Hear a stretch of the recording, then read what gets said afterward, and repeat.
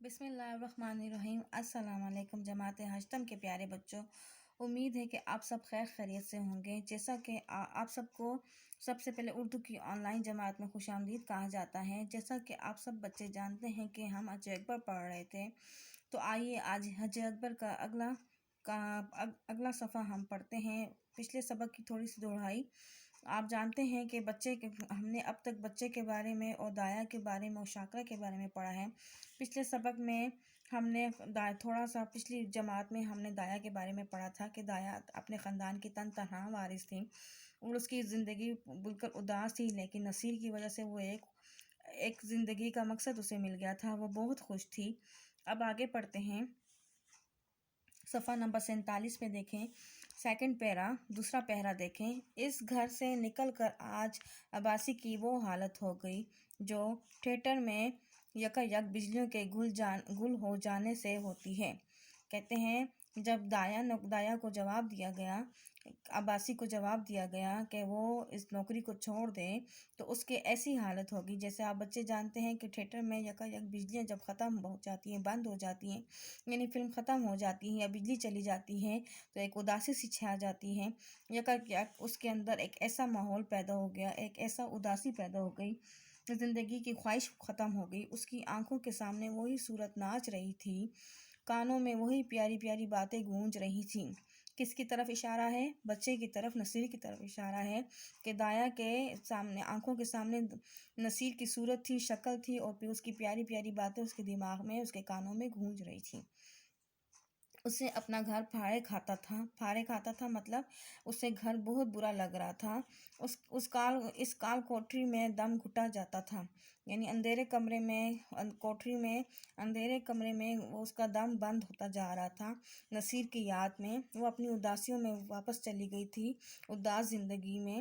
رات جوں جوں کر کے کٹی، جوں مطلب تھوڑا تھوڑا کر کے گزر ہی گئی۔ صبح کو وہ مکان میں جھاڑو دے رہی تھی، مطلب اپنے گھر میں صفائی کر رہی تھی، جھاڑو لگا رہی تھی۔ یک تازے حلوے کی صدا سن کر بے اختیار باہر نکل آئی، یعنی باہر سے اس کو کوئی حلوہ بیچنے والا آیا، اس کی آواز اس نے سنی، اچانک سے وہ بے اختیار ہو کر باہر نکل آئی۔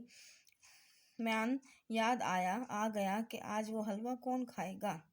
اسے فوراً یاد آ گیا کہ آج حلوہ کون کھائے گا، کیونکہ دایا جو تھی، آپ نے پچھلے سبق میں پڑھا، مٹھائیاں حلوے بچے کے لیے چھپا کر اس کی ماں سے لے جا کر بچے کو خوب کھلایا کرتی تھی۔ تو آج جب اس نے حلوے والے کی آواز سنی تو اس کو بچہ یاد آ گیا، نصیر یاد آ گیا کہ اب وہ کس کے لیے حلوہ لے گی۔ عباسی کی روح تڑپ اٹھی مطلب بے قرار ہو گئی۔ وہ بے قراری کے عالم میں گھر سے نکلی کہ چلو نصیر کو دیکھ آؤں، پھر آدھے راستے سے لوٹ گئی۔ مطلب وہ خود کو اپنی محبت میں گرفتار تھی، اس کی نصیر کی محبت میں بہت زیادہ گرفتار تھی۔ اس نے دل میں ارادہ کیا کہ اس کو دیکھنے جاتی ہوں، وہ چلی بھی جاتی ہے مگر آدھے راستے سے ہی وہ واپس آ جاتی ہے۔ اگلا پیرا دیکھیں، نصیر عباسی کے دھیان سے ایک لمحے کے لیے بھی نہیں اترتا تھا، یعنی اس کے دماغ میں اپنے سگے بچے کی طرح پیار تھا، اس کے دماغ میں رچا بسا ہوا تھا۔ وہ سوتے سوتے چونک پڑتی، معلوم ہوتا نصیر ڈنڈے کا گھوڑا دبائے چلا آتا ہے۔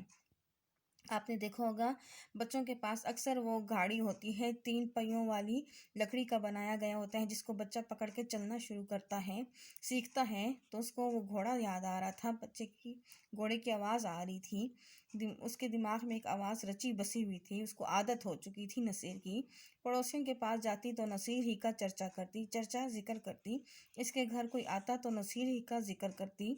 نصیر اس کے دل و جان میں بسا ہوا تھا، مطلب اس کے دل و دماغ پر چھایا ہوا تھا۔ شاکرہ کی بے رخی اور بدسلوکی کے ملال کے لیے اس میں جگہ نہ تھی، یعنی شاکرہ نے اس سے اتنی بے رخی، اتنی بدتمیزی بھی کی، اس کے باوجود بھی وہ شرمندہ نہ تھی، بس نصیر کے محبت کے گن گاتی تھی۔